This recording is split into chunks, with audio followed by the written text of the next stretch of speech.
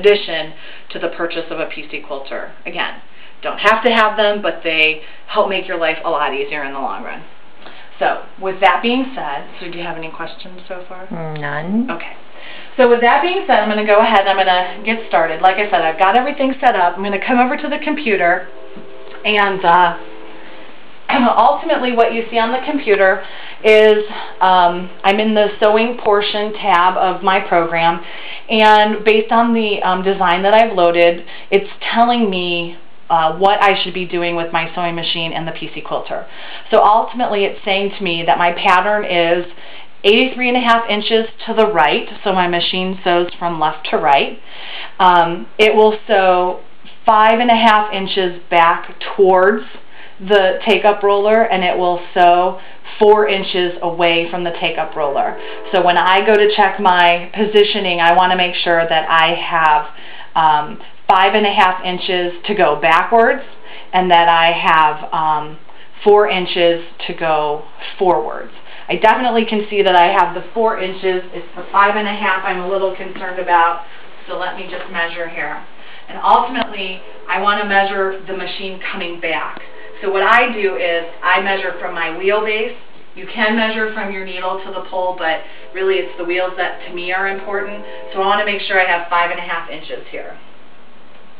So I measure from the end of the wheel, and I have a good 6 inches, so I'm pretty confident that I'm not going to hit anything, and my pattern's going to fit within this space. Okay, so with that being said, so now it's asking me to start the sewing process. So it says to hit continue. I can hit enter or F1. I just always hit F1. It tells me that I'm at a jump point, which I have entered into the program so that it will jump before it starts quilting. So I'm going to hit F1 again, and my machine will start moving to the point where it's going to start to begin sewing. So did you see it move there? Okay. So now what I'm going to do is I'm going to come down here, and I'm going to pull up my thread.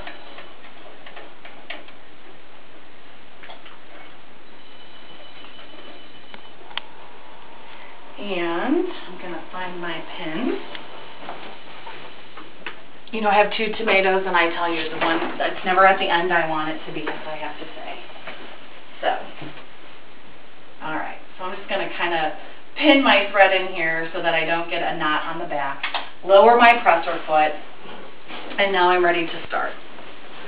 So, the machine is telling me to click on the continue button. It's allowed me the opportunity. It walks me right through everything on the program. It says, I'm pausing before tacking or the equivalent so you can pull up your bobbin thread. So it walks you through step by step. It's very user-friendly in that respect. So I'm going to hit F1 to start. My presser foot's down.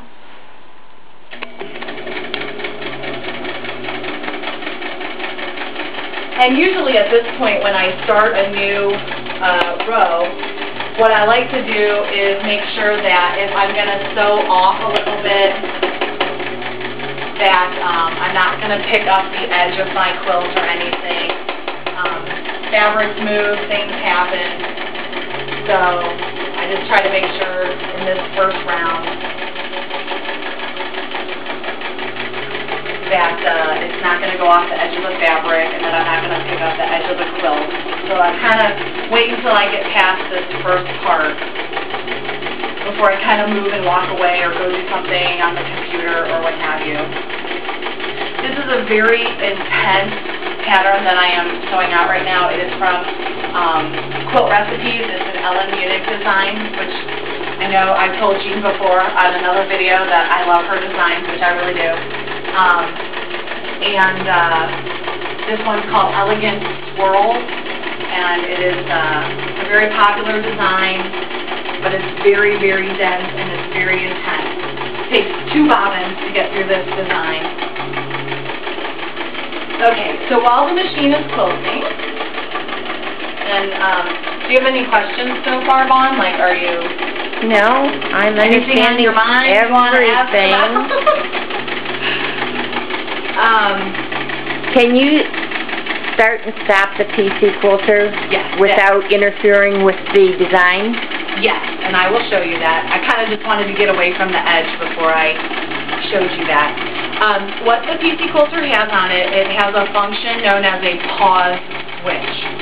And the pause switch, ultimately what it does is it stops the machine right where you're at and gives you a variety of options to do something. So I'll go ahead and hit the pause switch, and it's this little flip button in the back of the machine here. And I'm going to flip the switch. Now my machine will stop, and a signal will be sent to the computer that says, hey, your machine has stopped. And it will give you a variety of options on the computer, and I'll just read them off to you. Actually, I forgot that. You have to hit it twice. So one stops it, and then flipping it back the other way sends the signal to the computer that says, what do you want to do? So it asks me, do I want to continue? Do I want a backspace or forward space? So for example, if I run out of bobbin thread and I don't catch it right away, I want a backspace to where my bobbin thread ran out. So I can go ahead and hit the, make sure that my needle is up, my presser foot is up, and I can hit backspace, and my machine, my PC Quilter, will precisely move my needle back to where I want it to go. It will ask me if I want to tack or quit, meaning do I want to stop this particular pattern that I'm sewing right now. It'll ask me, do I need to move the carriage for any reason? Right now the carriage is locked in place and it isn't moving. I'd have to really pull to get that carriage to move right now, and I could strip gears and things like that. So it's locked into place right now. F5, it says more options. I've never hit F5, so I don't really know what it does. And then F6 is quit, meaning do I want to stop altogether, I need to start over, something happened, maybe my machine's not behaving correctly, or I have tension issues, or you know, I need to pick something out, whatever the case may be. Hopefully that's not ever the case, but I can tell you, having done many a quilt, that yes, I have made mistakes, and yes, I have had to do a lot of unquilting, and that is never fun to do unquilting.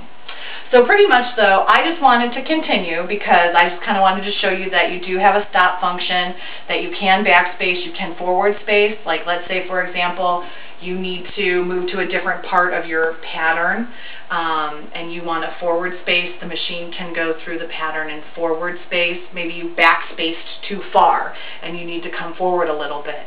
So you have the ability to do some. So if there's a motif in the pattern that I don't want to stitch over, I can just jump right by that? If there's a motif in a pattern. If there's a flower in the quilt that I don't want to stitch over. Yes, you could. Exactly. You could forward over the